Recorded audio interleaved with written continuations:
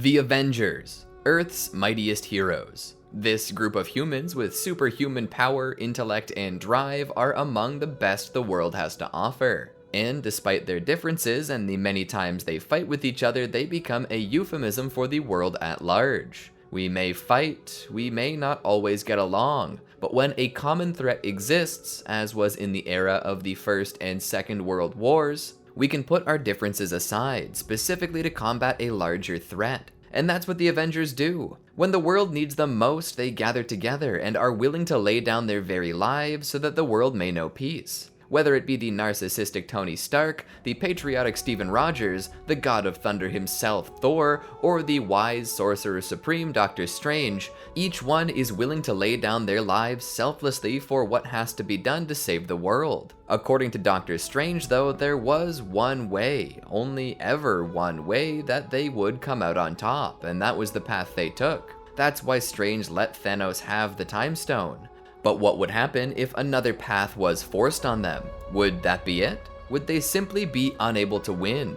Well, out of the 14,605 futures he saw, only in one were they successful in beating Thanos. Well, perhaps today we'll view a future that Doctor Strange did not view himself, and we'll see if they can save the world in it. But in the famous words of Tony Stark himself, if we can't protect the Earth, you can be damned well sure that we'll avenge it. Welcome to the Amagi. Before we begin, we publish a new video every day, so be sure to subscribe to our channel and ring the bell to get notified about our latest videos. The Amagi's reach stretches beyond just this channel, so if you're a fan of us, please consider subscribing to our other channels and following us on all of our social media. Help us reach our goal of passing 100,000 followers on all of our accounts by the end of the year. We've noticed that a majority of our viewers are not subscribed to our channel. We can probably chalk that up to you being recommended our videos often, but if you want to catch every single Amagi video and if you want to support the channel, make sure you click that subscribe button. Thanks so much. They sat there on the ruined planet where Thanos had originated. As they did so, they thought about how helpless they were.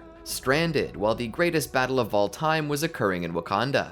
Or perhaps it wasn't that they were stranded. Doctor Strange knew that with his sling ring they could be back on Earth in mere moments. But he didn't use it. He didn't let others know he could use it. It was a necessary thing for the future he sought to occur. Burdened with a terrible knowledge, the good doctor sat there in a meditative state. Looking at Tony, only he knew the sacrifice he would one day make. The daughter he would leave behind. The friends who would bemoan the passing of the man who had been, well, I wouldn't say the heart, that was likely Captain Rogers, but indeed Tony was very special to their little group, and soon he would perish to save it. It was then that echoing across the cosmos came a feeling, a sudden silence. Nature itself cried out as half of all life on Earth began to fade away. Stephen took a deep breath and sighed. One chance, he said to himself as he felt the wave of destiny wash over him. He had mentally prepared himself for this moment, just a short nap. That's all it would be. But suddenly he opened his eyes when he heard Peter Parker call out for Mr. Stark. Strange's eyes opened as he witnessed it. Tony was turning to ashes. From his seat, Strange lifted into the air and flew over. Peter grabbed the doctor's arm. "Do something, Mr. Strange! Do something!" Doctor Strange looked at this. It was impossible. He had never viewed a future where this occurred. He then looked over to see Nebula was also vanishing. But to his side, Peter Parker himself was fine too. Well, as fine as one could be watching their idol perish. No, Doctor Strange said under his breath. This is all wrong. This isn't what I saw. Stark looked up at Strange for a moment and gave off a glare that seemed to command him to avenge the fallen. That gaze remained present until the wind blew him away. Strange sat there in shock for a moment. He quickly tried to gaze into the future, but everything was already in flux. He was having a hard time seeing anything past this moment. He stood and kicked over a small pile of rocks in rage, but he quickly composed himself. There was no time for this. He needed to think. He took a deep breath. We need to regroup. The Guardians of the Galaxy stood and walked over to him. And how the hell do you think we're gonna do that? Star-Lord asked him. Our warp drive's busted and we're almost out of fuel and we're light years away from any refueling station. Doctor Strange pulled out his sling ring. Star-Lord took a look as the doctor slid it onto his fingers. Right, if Thanos comes back, we'll just beat him into submission. Strange looked back. Shut up. This entire situation is of your own creation. Everyone is dead and the universe may be irreparably harmed because of your lack of self-control. Never forget that. Peter backed off for a moment as he finally began to think about what had happened and his role in it. He had been lost in a blind rage, knowing that Gamora had been killed. All that rage had forced him to beat Thanos, but because of that, Thanos awakened and they lost their one chance to finish him off. Quill's face went white as his blood ran cold. He had unknowingly partaken in a universal genocide. Strange opened the portal and his group walked through. They landed in Wakanda where they were met by T'Challa. His vibranium helmet pulls back to display his face. "Please tell me you know what's going on," the king of the nation that had just become a battlefield pleaded. Strange nodded. "I do." In the distance, Bucky, still carrying his rifle, knelt down to pick up a shield. "Steve? Steve, where'd you go?" They witnessed Groot standing over a disproportionately large gun half buried in a pile of ashes. "I am Groot?" The Guardians rushed towards him. Doctor Strange sighed. "I know exactly what happened. We lost." T'Challa looked back. He didn't speak, he just glanced back with horror before turning his gaze back to the carnage. 1 month later, they sensed that Thanos had just used the stones for a second time, and the remaining Avengers make ready to go along with the remnants of S.H.I.E.L.D., with the life model decoy of Phil Coulson offering up some of his forces. They managed to kill a heavily weakened Thanos, but realize that the stones are gone, reduced to atoms. It's at this time that Doctor Strange truly wishes that he hadn't given up the stone.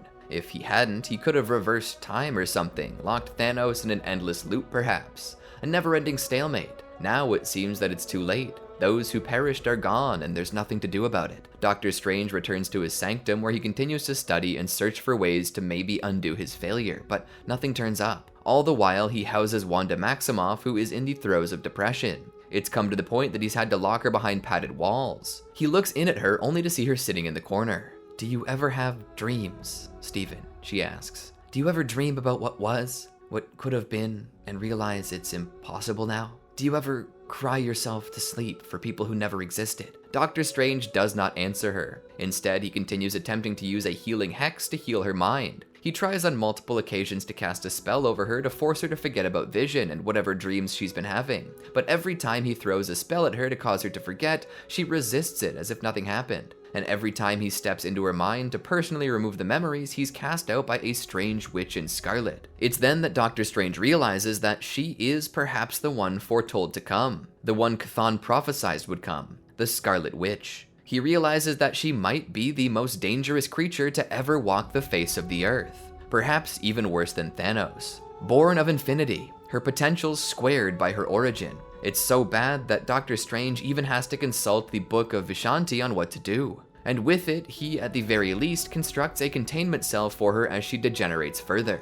Time passes and the world is still trying to cope with the loss of life. More than just those turned to ash by the snap have found themselves dead. As the snap occurred, half of every driver, every airline pilot, every paramedic was snapped. Buildings came down as planes fell from the skies. Highways were affected and destroyed from how many driverless cars smashed into each other at breakneck speeds. Fury from the shadows continues to make use of his Skrull intelligence. He and Talos continue to search for a way to properly undo the effects, all while Eric Selvig, Leopold Fitz, Gemma Simmons, and both Hank Pym and Janet Van Dyne work to find ways to undo the effects of Thanos' snap, but to no avail. That is when Hank Pym and Janet Van Dyne theorize that quantum mechanics could solve their issue, particularly through time travel. Janet Van Dyne states that she doesn't believe they should have anything to do with this answer. "And why is that?" Fury says as he comes down the stairs of the Avengers facility. Janet looks back at him. "There are things that shouldn't be done. This is one of them." "And why shouldn't they be done?" Fury asks.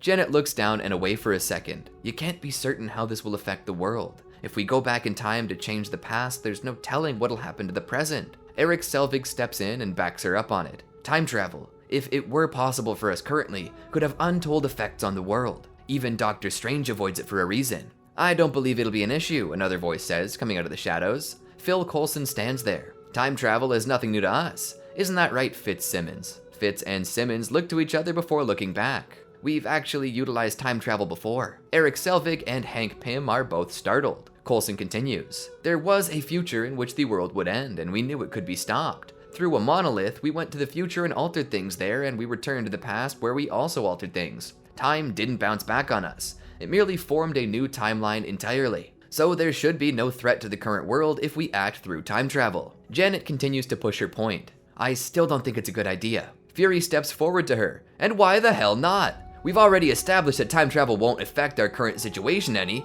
We know that it's safe. We have the Pym particles for it. Nothing is standing in our way except for you. So would you mind explaining with even a hint of logic why we can't go? Janet sighed. In my time in the quantum realm, I met a man. A man? Hank asked as he raised a brow. She looked over. Yes, a man. He was a scientist from another timeline. I helped him fix his vessel, but upon learning that he was a conqueror, a man whose sole purpose is to rule and destroy timelines of which ours is only one, I destroyed his ship's power core. But if we mess with the quantum realm, we could awaken him, which would be bad for us. Fury listened to her tale. I enjoyed the part where you said might. Janet was appalled. This man could destroy everything. Even Thanos might pale in comparison to this man. Are you still willing to do it? We lost half of everyone to Thanos. You'll lose the other half to Kang? Fury gestured around him. Do you see all this?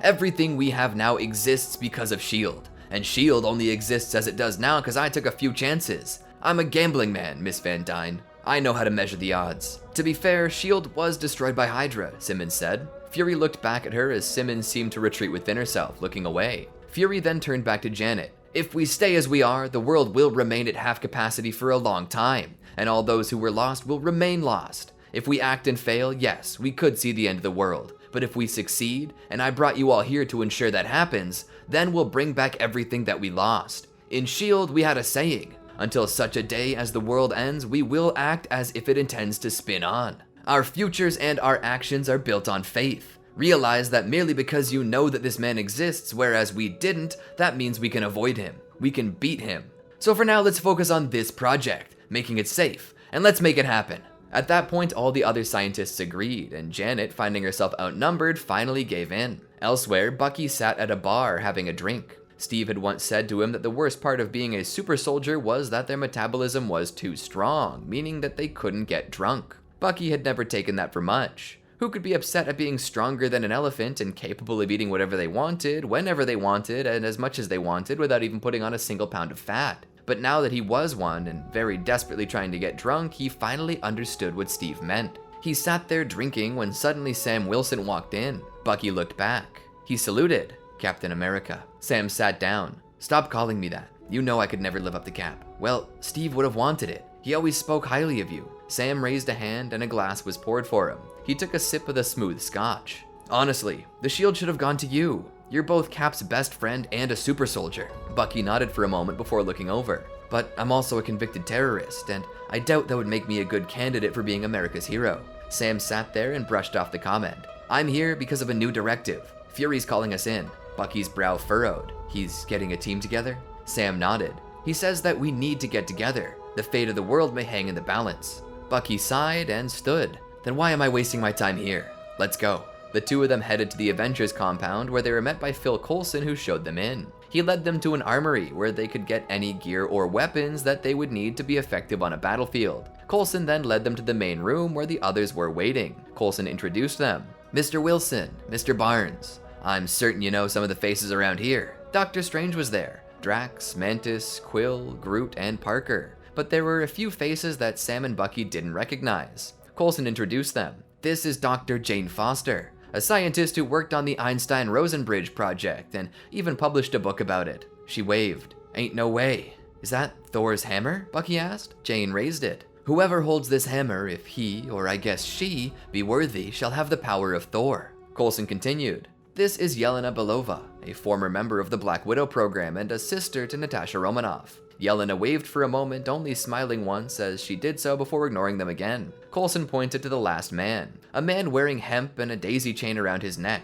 This man is Emil Blonsky, formerly known as the Abomination. Blonsky waved to them. Hey, Sam pointed to him. Aren't you the man who tore through Harlem? Blonsky raised his hands and nodded. That was a past me. I'm totally different now. I've learned to embrace inner peace and tranquility. I generally don't like to fight these days, but I was told my strength could help save the universe, so I was like, that sounds sick. So I joined. Coulson himself stood there. I'm also going on mission with you. It's important to have someone directing the mission, and I feel that it's important that I help, as many of these missions would deal with the era where S.H.I.E.L.D. was at its peak. I have the clearance. Fitz and Simmons were over there working on calibrations along with Jane, Janet, Eric, and Hank. I think we've got it set up for the proper area. Bucky then held up a hand to stop everyone. Wait, we're talking an awful lot about eras. I've seen at least one Back to the Future movie, so I know where this is going. Are we planning to travel through time? Hank looked back. Yeah. And before you ask about the dangers to reality, realize that this doesn't work like in the movies. We get another timeline. We don't alter the future. Fury watched from another room as Thaddeus Ross looked down on the group as well. Coulson then explained the mission to them, their roles, and how important it was to minimize detection if they could help it. If we do this properly, we might be able to avoid a butterfly effect, which means the timeline may heal back into the proper course of actions, so try not to go too crazy with changes. We're just taking the stones for a moment to use, and then we're coming back. And with that, they were gone. The first place they landed was in New York of 2012. Coulson then spoke. There are currently 3 Infinity Stones here in this era and location. The Mind Stone, the Time Stone, and the Space Stone. Doctor Strange then spoke. I will go get the Mind Stone. The current holder is the Ancient One, my mentor. I can convince her to give it to me. Coulson then spoke. We'll take the Space and the Mind Stone. Thereafter, we'll leave this era. Jane is currently in 2014's Asgard, where she's gonna try and take the Reality Stone with Parker's help. So let's get this going. Coulson begins to lead them off while Doctor Strange floats away. He flies through the air and lands on the roof of the Sanctum Sanctorum to see the Ancient One standing there. She looks up into the skies as the battle had come to a close. It was not her place to join this battle. This world had its shield to protect them from physical threats, but it was paramount that she protect the Sanctum. Should their seal on Dormammu collapse at this time, the world would come to an end, and not even the Chitauri would be able to defeat him. It would make the Chitauri look like no threat at all. Strange appeared behind her. She looked back at him and offered a glint of a smile. Tell me, which are you? Doctor Strange introduced himself. You don't know me yet, but I am soon to be your student. In the future, I will appear at Kamar Taj seeking training. You probably have already divined this from the future, though. The Ancient One's smile became a grin. I know who you are, Stephen. I mean, which Stephen are you? Doctor Strange seemed a little confused by that question. The only one? She nodded. I suppose that answers my question. What can I do for you, my student from the future? Doctor Strange began to explain to her everything he was facing. Thanos snapped, and half of all life on Earth ceased to exist. Before we could undo it, he destroyed the stones. The Ancient One laughed. Destroyed the stones? Impossible. Such a feat is impossible. Doctor Strange was even more confused, to say the least. He used the Infinity Stones to destroy the Infinity Stones. The Ancient One looked out over the city. The stones can't have been destroyed, else your universe would have ceased to exist. The stones are the conglomeration of all that makes up your universe. In a way, they are the forces and concepts that make up your reality. If they were destroyed, then the concepts you see in your world would slowly grow cold and vanish, leaving behind a dead universe. So your stones were not destroyed. Perhaps annihilated, yes, but never destroyed. Doctor Strange then spoke. The stones are made up of energy. Energy transforms. The Ancient One spoke. The laws of thermodynamics dictates that energy can never be destroyed, only transform. Your stones are the same. Their physical selves were destroyed, but the energy that made up the stones continues to exist. But that leads me to the next statement. If you've come from my world stones to use to save your universe as I have foreseen, you cannot simply take them. Doctor Strange nodded. Because us taking them out of your universe would be worse than if we destroyed them. The Ancient One nodded. Removal of our stones from our reality takes both the physical and the energy forms of them with them.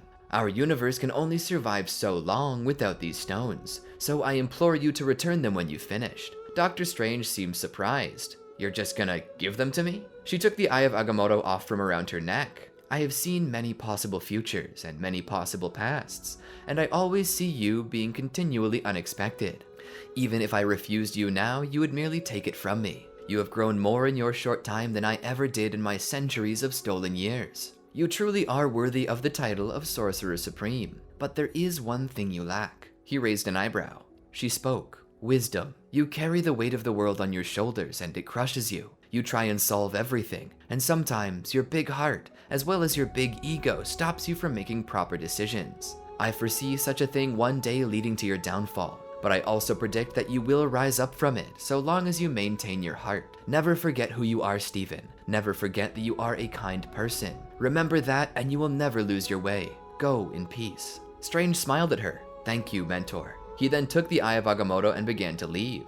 All the while, Coulson seemed to step into the ruined Stark Tower, leaving most of those who could or wouldn't fit well outside. The reason for this was fear that the Avengers might recognize most of them. Natasha would recognize Yelena, Cap would recognize Bucky, and Sam would eventually also be recognized by Cap. And heavens help us if Blonsky was recognized by the Hulk. So Coulson would enter the facility where the other Avengers would see him with a look of shock written on their faces. Cap would just point to him silently, and Iron Man would roll his eyes a little. Black Widow would smile, knowing exactly what happened. Clint would be shocked but not surprised. Thor would approach him. "Philip, son of Cole, is it truly you?" He dropped his hammer and walked up to him and poked him in the chest to make sure he wasn't a ghost. Coulson smiled. Thor pressed his head to him. "I had thought you dead. What sorcery is this?" I would say that the reports of my death were greatly exaggerated, but it's such an overused line. That, and they weren't exaggerated. In fact, they were downplayed. "How are you alive?" Thor asked. Coulson shrugged. "Magic. Human magic. We call it science here." Captain America stepped forward and offered something to Coulson. "They're stained in blood, but I finally got around to signing them." Coulson looked at the cards. "Wait, these were in my locker, not my jacket. Fury, you dipped my collector's items in blood just to make a point? I spent years getting all these." He sighed and looked at the signature. "Well, the autograph is what makes me special. Thanks, Cap." Iron Man sighed. "I'm hungry. I want shawarma. You want to come with us, Coulson?" He raised his hand. "No thanks. I got some business to take care of. I need to transport the staff and the cube to the sandbox for safekeeping. It was really nice to see you all again." He chased after Rumlow and Sitwell. "I'll be taking those, fellas." Sitwell looked over. "Sorry, Phil. Even with your clearance level, you can't just take these. Orders come straight down from the top. Director level." Coulson laughed. "Oh, I have clearance. Straight from Councilmember Gideon Malik and Alexander Pierce. They send their regards," he told them as he leaned in and whispered, "Hail Hydra." Both Rumlow and Sitwell's jaws dropped. Neither expected Phil Coulson of all people to be Hydra. He held out his hands and waved his fingers inward to indicate that they should give him the Infinity Stones. Without a moment's hesitation, they agree. Coulson then turns to leave. He heads out back where he meets his team in an alleyway. "That was easier than expected," Coulson said. All the while, in Asgard, Jane Foster and Peter Parker were sort of hiding within the castle. Peter tried to be cool, tried to act like a normal human, but all the while he couldn't get over the fact that he was sitting next to the Jane Foster. He eventually couldn't hold it in anymore. "I read your book about the Einstein-Rosen bridge. It had so many interesting tidbits." She looked at him in surprise. "Wait, you read that? And understood it?" He nodded. "You explained it well enough that even non-physicists could understand it. And all the references to Norse mythology? That wasn't lost on me. But I was especially interested to hear about how quantum mechanics and entanglement have an effect on the way teleportation is achieved. It blew my mind." She smiled. "You're a very bright boy, you know that, Peter? You remind me of myself when I was your age. Have you decided whether you'll go to college?" Peter nodded. "Yeah, Mr. Stark told me that he has some pull at MIT. I want to see if I can go there. I went to Culver myself where I majored in astronomy. Is there a particular field you can think of that you plan to major in, Peter?" He thought for a moment. "I have no clue. I love science in all of its facets. I wish I could major in all of them." This made Jane laugh. "All the great scientists think like that. It's a wonderful thing to be curious. Whatever you choose, I bet you'll use it to change the world for the better." After this, Jane witnessed Thor pass by, wielding Mjolnir as she was now. "This is our chance." She found her past self laying in bed. She remembered this time. She had been so sick. The aether was coursing through her veins. As she looked at herself, she knew that this was how she had developed the cancer that she was now fighting in secret. For a moment, she just stared at herself until Peter prodded her. "Is something wrong, Dr. Foster?" She smiled at the boy's politeness. "Just call me Jane, Peter. We're friends here. One day, when we're colleagues, you may call me Dr. Foster, and at that time I'll call you Dr. Parker." As she said it, she knew it was a lie. She was already stage 4, and her use of the hammer wasn't helping things any. But it was just like Fury told her when she joined up. "Until such a day that the world ends, we will act as if it intends to spin on." He had told her that this was how she should live her life, as she never knew when a miracle might happen. Pointing to her hammer, Fury had told her that this was a miracle and that more might be on the way. She just had to have faith. And even if no miracles came, having something to believe in would make her time on Earth far more enjoyable. This was what brought her to this mission. She wanted to put someone else before herself, and wanted to solve her own issues by solving the problems of others. She took a special device that had been created by Stark Industries and pressed it to her own body, where she managed to suck out the aether. Mission accomplished. She and Peter began to leave. Speaking of Peter, there was another one, whose surname was Quill, currently on Morag, leading the Guardians of the Galaxy to get the orb before the other him could do it. They all snuck through the rain and the ruins on their way to get to the orb, but it seemed they miscalculated their jump and instead ended up getting the orb at the same time as the other Peter. Quill looked at his past self as they both removed their helmets. Past Peter and future Peter looked at each other and both said in unison, "Freaky." Past Peter spoke. "The obvious question is, what are you doing here?" Peter asked. Drax and Mantis stared at each other. Past Peter noticed that his future self was holding the orb. He tried to snatch it, but future Peter pulled it back. "Sorry, we need this." Present Peter tried to grab it again. "Give it! Yondu will kill me if I don't take it." "You're planning to con Yondu anyway." "Yeah, but he doesn't know that." As their argument accelerates, so too does their violence. Eventually, Past Peter punches future Peter in the jaw, causing him to drop the orb. Past Peter picks it up and tries to jet off, but future Peter grabs him with a grappling hook and pulls him back down to the ground. He looks back at Drax and Mantis. "Well, aren't you gonna help me?" Drax's eyes pass between future Peter and Past Peter multiple times. "Which one?" "The only one who knows your name, dumbass." Past Peter pulls free and jets up. Future Peter jets after him, pulling his blasters. The two shoot at each other for a while until they strike each other. Both Peters grab each other and tumble down to the ground. As soon as they hit, some of their gear goes flying. Peter takes up the orb and smashes his doppelganger in the face with it, knocking him out. He stands as Drax rushes over. He pulls his knives. "Prepare to die, fake Peter." "Drax, it's me!" "Prove it!" Star-Lord sighs. "I just called you Drax." Still holding his blades, Drax speaks. "Yeah, now prove it." Star-Lord looks to Mantis. "Mantis, come on, just read my mind or something. Prove that I'm me." She walks up and touches his head as her antennae begin to glow. "Yes, this is our Peter, Drax." It was just then that a second starship sat down. Oh shit. Peter began grabbing his things as fast as he could, including the helmet that he had lost. They made their escape as fast as possible. So fast, in fact, that he didn't even know that he had taken the wrong helmet. After this, the team all met up. They used the Space Stone to make their way to Vormir, where they would plan to get the Soul Stone, but they're surprised to find the Red Skull there. Particularly, Bucky is the most surprised, but he swallows his feelings as the Red Skull is trapped here in spirit form, guardian of the Soul Stone, perhaps a fate worse than death. It's then told that a sacrifice of love is required to get the Soul Stone, and it's revealed that one in the team would not walk away from this alive. Coulson looks down. "I would volunteer to do this, but I'm just an LMD. I'm not even technically alive. I'm just an artificial intelligence based on Phil Coulson's thought patterns. I can't technically kill myself since I'm not technically alive in the first place." He looks back at them. "Sorry." Each one begins to debate among themselves who it should be. Doctor Strange, being the Atlas he is, carries the weight of the world on his shoulders still and believes it should be him, but this is denied. Peter Quill believes that it should be him because he was the one who failed everyone in the first place. It was he who had originally punched Thanos and woke him up, but this is also stopped. Jane steps out in front of them. "I'll do it." Everyone tells her no, but she explains further. "I have cancer. It's stage 4, and with my use of Mjolnir, it's been expediting. I likely won't make it through the year." Parker steps out. "No, we can find a way to solve this problem together. We can find a cure if we work hard. You don't have to do this." Jane smiles. "Peter, you're a bright boy, and your heart is so big." She walks over and ties Mjolnir around his wrist before sitting it down to hold him still. "What are you doing?" Jane smiles. "I'm stopping you from stopping me." Her smile turns into a kind grin. "Every star burns out, Peter," she says. "Astronomy taught me that. Every star has a moment to burn bright, and then they burn out in the most beautiful and extravagant ways. And it's after this that the gases that remain and the energy put out give rise to new stars. This is my moment. Goodbye, Peter." She walked to the edge. Peter struggled against the hammer. "No, please! Dr. Foster! Jane!" He cries out as she tosses herself over the side. He screams out, and as he does so, the hammer slides across the ground. "Jane! Jane!" Suddenly he breaks out into a sprint, the hammer dangling from his wrist. Instinctively he swings and flies out after her. He sees her falling and rushes down after to rescue her. She sees this and smiles before straightening out her body to increase her speed in hopes of outrunning him. Peter cries out for her as the Falcon has taken flight behind him. Just before they reach the point of no return, Sam grabs Peter and holds him back. Jane hits the ground hard. Peter pulls out of his arms and lands on the ground and runs over to her. "Jane! Jane!" He holds her up, but it's obvious that she's gone. Her body was broken, her bones shattered by the fall.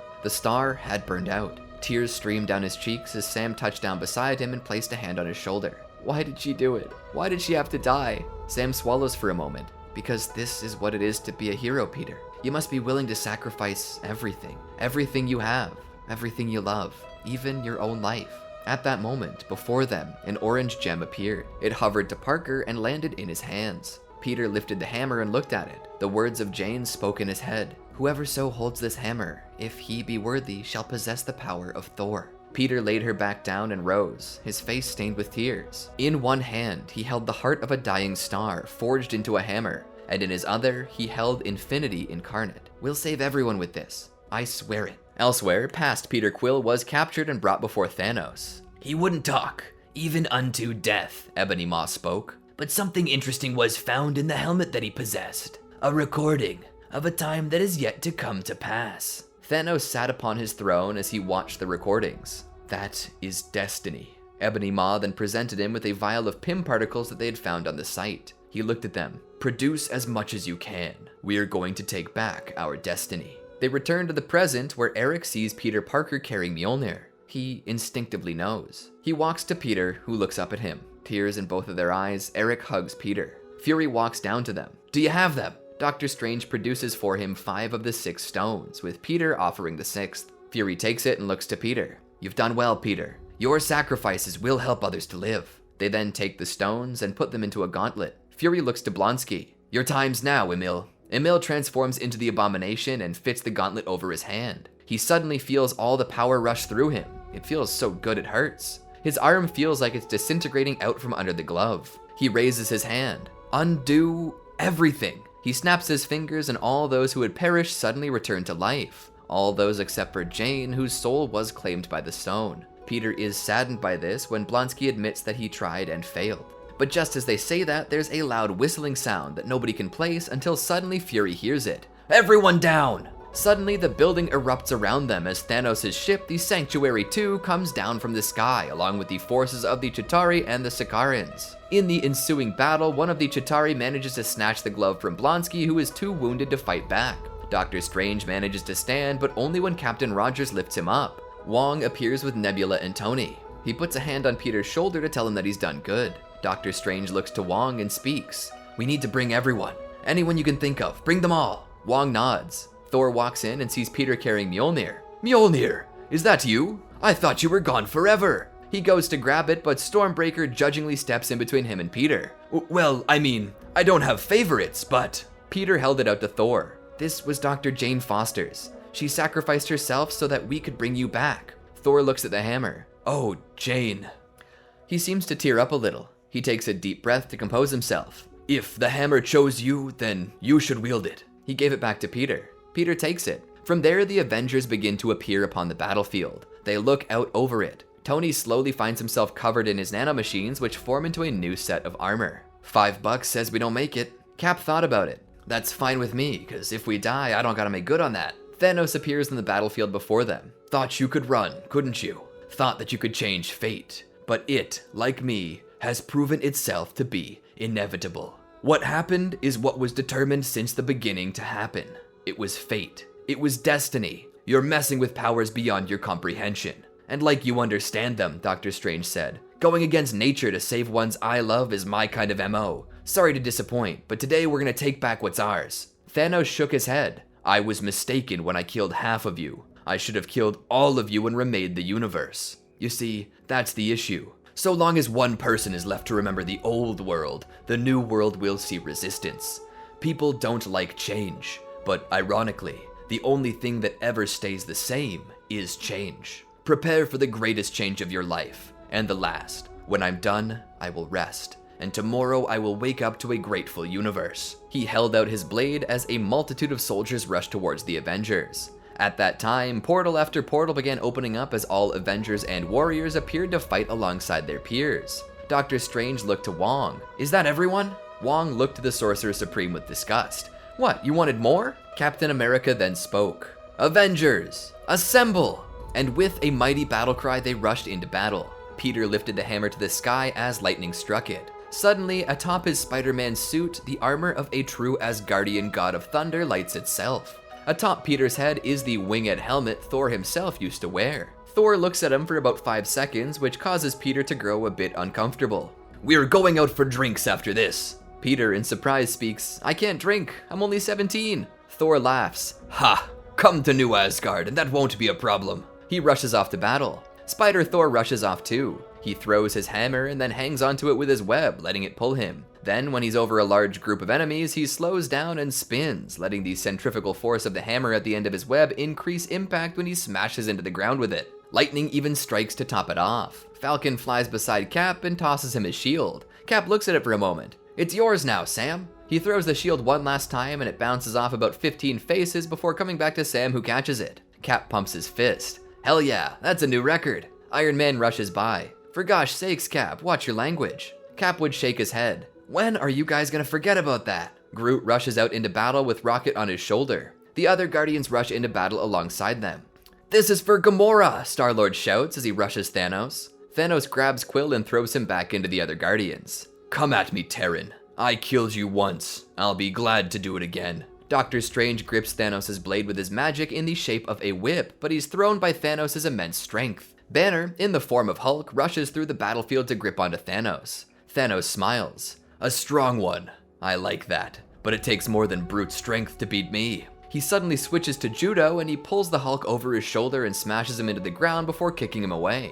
All the while, the gauntlet is slowly making its way closer to Thanos. Suddenly, out of the sky drops Captain Marvel, who completely shreds the Sanctuary too. She rushes Thanos, who grips her fist. He grunts as she pushes him back. She manages to punch his face, knocking him back. He sits up and wipes some of the purple blood from his busted lip. Looking down upon it, he smiles. He stands. It's been years since anyone's drawn my blood unwillingly. This is going to be the battle of a lifetime. At that moment, he whistles and the Black Order converges on them to defend their master. But suddenly, Spider Thor shows up with his hammer and smashes Thanos in the face. In return, Thanos lifts Peter up by his head. Peter tries to get out, but he's not strong enough. Suddenly, he places the hammer down on top of Thanos' hand, which causes the Titan's hand to suddenly drop, allowing Peter to swing out of Thanos' grip. While in the air, he grips the hammer once more, pulling it to him with his webbing. As he goes to strike him, Thanos stands and pushes his fist out, knocking Peter back. Peter lands on the ground and rolls, but at that moment, Strange looks up. Their last bet appears before them. In a straitjacket wearing a muzzle, Wanda Maximoff is brought to the battlefield. Upon seeing Thanos, she struggles with her bonds. Wong quickly cuts her loose and she rushes towards Thanos. With her magic, she knocks him away. Her fingers twitch as scarlet chaos magic bounces between them. Let's see how well you can fight when all of the orifices in your face switch functions. Suddenly, Thanos' face is warped up. He falls to the ground. What's this? Is this pain too much for you? She asks as she walks closer. Is it too painful? She pushes Thanos to the ground. Maybe now you can feel even a touch of what I've felt. And now, I'll break your heart, just as you broke mine. She begins attempting to crush the Mad Titan's heart with her magic. But before she can do so, a Chitauri soldier puts the gauntlet on Thanos' hand. He activates the stones. And when he does, all the damage she had done to him is fixed. He stands. You are twisted. A true creature. I wish I'd fought you before now. I could have made such a wonderful daughter out of you. Wanda laughs. A daughter? Patricide isn't really my taste, Daddykins. She tries to split him down the middle by altering space and time down a fine line, but before she can, Thanos uses the Reality Stone to stop this, and then uses it to transform her into nothing but a harmless action figure. He picks her up and looks at her. Maybe I'll save you for Gamora. She needs a new doll. My children are always so rough on their toys. Thanos then looks around. Look around at this world before you, and take in one last gaze, for now, everything disappears. Before he can snap, Peter Parker grabs the glove with his webs. Stop! You can't do this! Thanos looks back. And why not? Peter looks at him. Didn't you say you did this for us? Didn't you say that this snap was to save our world? If you destroy us all, everything you believed in will have been a lie. Thanos snarls. I believe in life itself, not any one person within it. As long as life flourishes, I will be pleased. And life cannot flourish when it's held back by those who are too wounded to move past themselves. I will force this world to forget its pain. As he says this, he flings Peter over his shoulder. I will force it to forget you, he shouts as he rips his hand free. You can try and stop me, but in the end, the answer will always be the same.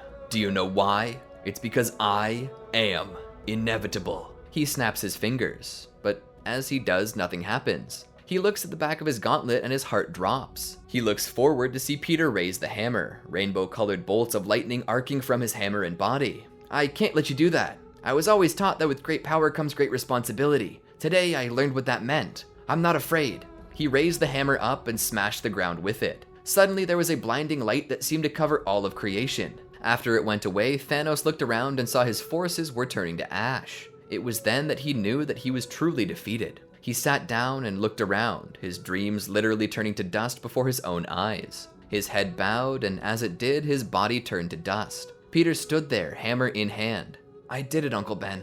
I did it." He dropped the hammer and fell to his knees. His ruined armor fell from his suit as his helmet fell to the ground. Iron Man landed just a small distance from him. His helmet came off. "Kid," he said as he rushed to him. He held Peter in his arms. "Kid, you're gonna be okay." He sits up and looks around and screams out, "Medic! We need a medic!" He holds him. Peter looks up at him. "Somehow, I feel like this truly is fate. It really is inevitable." Tony shakes his head. "Stop talking like that. You're gonna be okay." Peter smiles. "It's okay, Mr. Stark. I'm not scared. I'm not afraid. This is what Uncle Ben was telling me about. This is what Ben did himself." Tony shook his head, tears streaming down his face. "No, stop it. You can't die. I wanted you to learn under me in hopes that you would leave this business. I didn't want you to be a hero because I know what happens to heroes. Please." Peter looks up. "I would never quit. I can't. Not so long as I have these powers. It's how I was raised. It's how I always lived. It's how I'll die. Tell May that I was thinking of her this whole time. And tell MJ that I always loved her. And tell Ned he was more than just my man in the chair. He was my friend." Tony nods. "I'll tell them." As Peter lays there, things start to get blurry and a little bright. As he looks up, a hand reaches out to him. "Uncle Ben." He reaches up and takes the hand of the man he admires most. Tony cries as he holds Peter's lifeless body in his hands. "Why does this always happen? Why does everyone I care about always suffer because of me?" Doctor Strange places his hand on Tony's shoulder. "Because this too is the path of a hero. The worst sacrifice is never self-sacrifice. It's the sacrifice of others. He was a hero, Tony, just like you are." The funeral was short, and everyone at Midtown High was wearing black. From there, Tony would be hit hard by the loss of Peter, and due to this, he would change the name of the September Foundation to the Parker Foundation. He would use the program to help fund young prodigies and those who have sought a brighter future, helping them go to college. May was destroyed, having lost both her husband and her nephew. She dove straight into her work at Feast, but the hole in her heart never mended. All the while, Captain America finally passed his title to Sam Wilson in hopes of letting this next generation dictate the future. Thor would reclaim Mjolnir and would keep it with him always, though Stormbreaker was a bit jealous. The Guardians of the Galaxy lamented the loss of their beloved member Gamora, but with Thanos coming into the past, he brought his own variant of Gamora with him. The Guardians would spend much of their time chasing her. Hank Pym and Janet Van Dyne would spend time trying to find both Hope and Scott in the quantum realm, eventually managing to bring them back. Coulson and his team would continue doing their work, S.H.I.E.L.D. remaining in the shadows where it had always belonged. At last, Captain America volunteered to return the Infinity Stones to where they had come from, but instead of returning to the future, he remained with his true love, Peggy Carter. The two would marry and eventually have children of their own. Currently, their great-grandson, James Rogers, is in junior ROTC where he outperforms the rest of his class, as did his father and his grandfather before him. Peace returns for a while, but unbeknownst to anyone, from the quantum realm, Kang was watching. He had his sights set on Earth. All he needed to do was rise up from the quantum realm. Then, he would have his revenge. And that's the end of our story. I feel like had the other Avengers actually survived instead, that most everything in the story wouldn't have happened. Thanos definitely would have shown up because it was Nebula who gave them all away. Without her there, they would have gotten away scot-free, but alas, I wanted Thanos, so I altered a few things a bit further.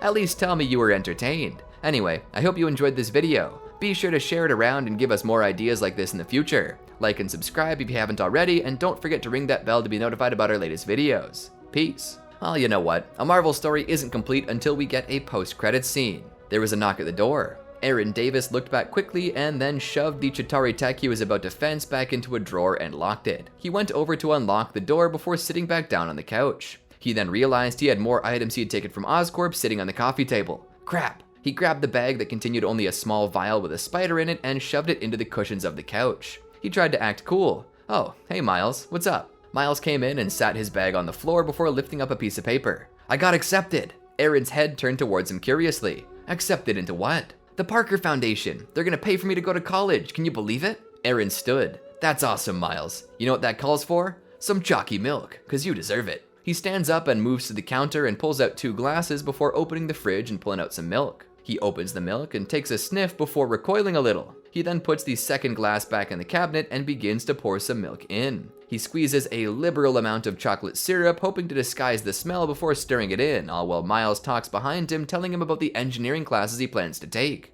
"I want to eventually work for Stark Industries." Aaron laughs. Ha, wanna work on all them Iron Man suits? He brings the milk over. Well, not only that, I wanna build all sorts of things. I wanna make the world a better place. Well, I hope you succeed, Miles. At least one of us needs to make a life for themselves. Aaron places the milk on the table. Miles goes to grab it and takes a sip. Yeah, I could. Ow! Miles drops the milk. Sorry, I just got bit by something. Aaron stands up and grabs some towels. No biggie, not my floor. Apartment owner doesn't do jack squat around here, so what do I care if his floor tastes like sour milk? What? What? Aaron is cleaning up the mess. Miles spots the spider and doesn't recognize it. He stomps it. He tries to identify the remains, but can't.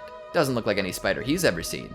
Maybe a mix between a black widow and a brown recluse? Whatever it was dead. Miles looks down at his swelling bite wound. I certainly hope it wasn't poisonous. It's just a spider, Miles. Don't be such a baby. Now, tell me more about this college you want to attend. Miles smiles and continues his conversation with his uncle about what it was he wanted to do with his life. All the while, Miles does not yet know what's about to happen to him. His life will never be the same. Did you enjoy our video? Well, then be sure to check out these other great videos from the Amagi, and make sure to subscribe and ring the bell to get notified about our latest videos.